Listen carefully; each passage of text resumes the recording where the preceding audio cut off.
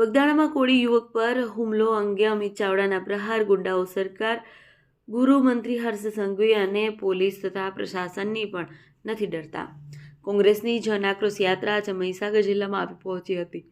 આ યાત્રામાં ગુજરાત પ્રદેશ કોંગ્રેસ પ્રમુખ અમિત ચાવડા અને વિધાનસભાના વિરોધ પક્ષના નેતા તુષાર ચૌધરી સહિત અગ્રણી નેતાઓ જોડાયા હતા। યાત્રા દરમિયાન મોંઘવારી, બેરોજગારી અને ખેડૂતોના પ્રશ્ન પર ધ્યાન કેન્દ્રિત કરવામાં આવ્યું।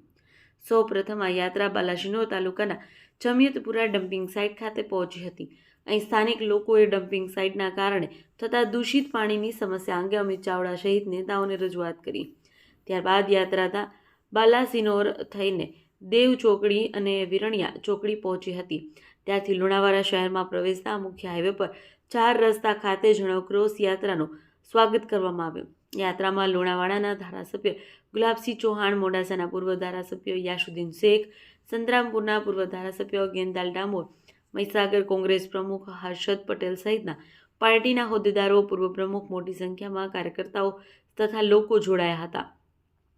ઉપસ્થિત મહાનુભાવોએ લુણાવાડા શહેરના 4 રસ્તા ખાતે સરદાર પટેલની પ્રતિમાને પુષ્પાંજલિ અર્પણ કરી હતી। ત્યારબાદ હાટડિયા બજાર થઈ ફુવારા ચોક પહોંચી હતી, જ્યાં ગાંધીજીની પ્રતિમાને પુષ્પાંજલિ અર્પણ કરવામાં આવી હતી। માંડવી બજાર થઈ વાસાઈ દરવાજા આંબેડકર ચોક ખાતે બાબા સાહેબ આંબેડકરની પ્રતિમાને પુષ્પાંજલિ અર્પણ કર્યા બાદ જનસભા યોજાઈ। આ જનસભામાં કોંગ્રેસી નેતાઓએ મોંઘવારી, બેરોજગારી, ખેડૂતોના વિવિધ પ્રશ્નો અંગે વાત કરી હતી। યાત્રા દરમિયાન બગદાણામાં કોળી સમાજના યુવક પર થયેલા હુમલા મામલે ગુજરાત પ્રદેશ કોંગ્રેસ પ્રમુખ અમિત ચાવડાએ સરકાર પર પ્રહાર કર્યા। તેમણે કહ્યું કે આ ભૂપેન્દ્ર પટેલ દાદાની નહીં પરંતુ ગુંડાઓની સરકાર છે। ગુંડાઓ લોકોના હાથ ભાંગે છે અને ભય વગર વિડીયો પણ ઉતારે છે। ચાવડાએ ઉમેર્યું કે બગદાણાની ઘટના આખા સૌરાષ્ટ્રમાં કોળી સમાજમાં રોષ છે। ગુજરાતમાં ગુંડાઓનો સરકારનો ડર નથી રહ્યો। તેમણે ગૃહમંત્રી હર્ષ સંઘવી, પોલીસ અને પ્રશાસનનો પણ ડર નથી। રિપોર્ટર અનિકેત જોશી, મહીસાગર।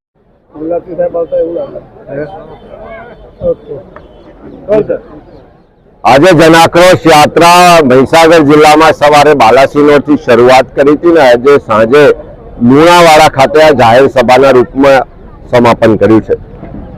આખા દિવસ દરમિયાન લોકો તમામ રીતે હેરાન પરેશાન જોવા મળ્યા। લોકો ખૂબ ગુસ્સા સાથે, તકલીફ સાથે, દર્દ સાથે, પીડા અને આક્રોશ સાથે ક્યાંક બાલાસિનોરમાં દૂષિત પાણીને કારણે કમળો 2 મહિનાથી ચાલે છે। અનેક લોકો દવાખાનામાં છે, લોકોના મોત થયા, તેમ છતાં સરકારના પેટનું પાણી હાલતું નથી। તેમ છતાં જવાબદારોને શરમ નથી આવતી। બાલાસિનોરની બહારની સાઈડે ડમ્પિંગ સાઇટ છે, વર્ષોથી લોકો રજૂઆત કરે છે, કોર્ટોમાં લડે છે, સરકાર સામે લડે છે, પણ ત્યાં જ આખા ગુજરાતનો હેઝાર્ડસ વેસ્ટ એટલે કે ખતરનાક કચરો ત્યાં ઠાલવવામાં આવે છે, ડમ્પ કરવામાં આવે છે। ત્યાંથી જમીનો બરબાદ થઈ ગઈ છે, જમીનો પ્રદૂષિત થઈ ગઈ, પાણીના તળ પ્રદૂષિત થઈ ગયા, હવામાં પ્રદૂષણ છે અને હદ તો ત્યારે થાય છે કે દરેકના ખેતરમાં જે બોરવેલ છે ત્યાંમાંથી લોકો પાણી પીવાનું પણ વાપરે છે, ખેતી માટે વાપરે છે, ત્યાં લાલ પાણી આવે છે, પણ એમની વાત કોઈ સાંભળતું નથી। અહીંયા લુણાવાડા આવ્યા તો રસ્તામાં ખેડૂતો પરેશાન છે, યુવાનોને રોજગાર નથી મળતા। આ જ લુણાવાડા જે નગરપાલિકા છે એમાં એલઈડીનો લાખોનો ભ્રષ્ટાચારની રજૂઆત થઈ। લોકોને નળ સે જલમાં ચારે બાજુ ભ્રષ્ટાચારની રજૂઆત મળી। ચારે બાજુ દારૂ ખુલ્લેઆમ વેચાય છે, હપ્તા રાત ચાલે છે, યુવા ધન બરબાદ થઈ જાય છે, એવો આક્રોશ વ્યક્ત કર્યો। મનરેગામાં પણ દરેક ગામોમાં મોટો ભ્રષ્ટાચારની રજૂઆત થઈ। સ્થાનિક યુવાનોને રોજગાર નથી મળતો, ખેડૂતો દેવાદાર છે। આ બધા જ પ્રશ્નો લોકો ખુલીને બોલી રહ્યા છે, આક્રોશ સાથે કહી રહ્યા છે। સરકાર સાંભળતી નથી એવી ફરિયાદો કરી રહ્યા છે, તંત્ર સાંભળતું નથી એની રજૂઆતો કરી રહ્યા છે। એટલે હું જો માનું છું કે જેમ જેમ આ જનાક્રોશ યાત્રા આગળ વધી રહી છે, લોકો એમાં જોડાઈ રહ્યા છે, લોકો પોતાના પ્રશ્નો માટે બોલી રહ્યા છે, પોતાના હક અધિકારની લડાઈ લડવા માટે ખુલીને બહાર આવી રહ્યા છે અને આવનારા દિવસોમાં વિધાનસભા કૂચ કરવા સુધીના સંકલ્પ આજે આ મહીસાગર જિલ્લાની જનતાએ વ્યક્ત કર્યા છે। સાહેબ, તમે સવારે ટ્વીટ કર્યું હતું બગદાણાની ઘટનાને લઈને, તો એ સંદર્ભે શું કહેશો? દાદાના ગુંડાઓ છે એવું? હવે ગુજરાતમાં વારંવાર ભૂપેન્દ્રભાઈ પટેલની જે સરકાર છે એના માટે એમ કહેવામાં આવે દાદાની સરકાર છે, પણ દાદા એટલે ગુજરાતમાં ભૂપેન્દ્રભાઈ પટેલની સરકાર નથી। આજે ગુજરાતમાં દાદા એટલે જે ગુંડાઓ છે, જે દાદા કહેવાય, એ દાદાઓની ગુંડાઓની સરકાર હોય એ સ્થિતિનું નિર્માણ છે.